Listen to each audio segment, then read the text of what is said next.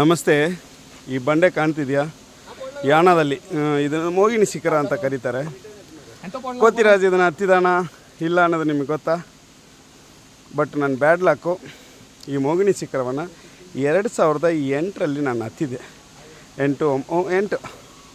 8ರಲ್ಲಿ ಇದನ್ನು ಹತ್ತಿ ಹೀಗೇ ಮುಂದುಗಡೆಯಿಂದ ಪೂರ್ತಿ ಈ ಟಾಪಲ್ಲಿ ಹೋಗಿ ಈಗ ಇದ್ರ ಮೇಲೆ ಹೋಗಿ ಕುಂತಿದ್ದೆ ಕ್ಲೈಮ್ ಮಾಡಿ ವಿತೌಟ್ ಸೇಫ್ಟಿ ಹತ್ತಿ ಇಳಿದು ಹಾಗೆ ಹೋಗಿದೆ. ಬಟ್ ನನ್ನ ಬ್ಯಾಡ್ ಲಕ್ಕು, ಆವಾಗ ನನ್ನ ಹತ್ರ ವೀಡಿಯೋನೋ ಮೊಬೈಲೋ ಏನೂ ಸಿಗಲಿಲ್ಲ. ನಾನು ವೆರಿ ಬ್ಯಾಡ್.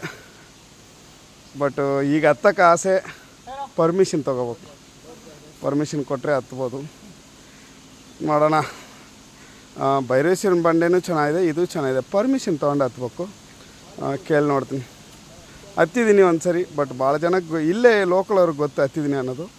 ಬಟ್ ಕರ್ನಾಟಕ ಇಂಡಿಯಾದಲ್ಲಿ ಗೊತ್ತಿಲ್ಲ ಇದನ್ನು ಹತ್ತಿದ್ದೀನಿ ಅಂತ.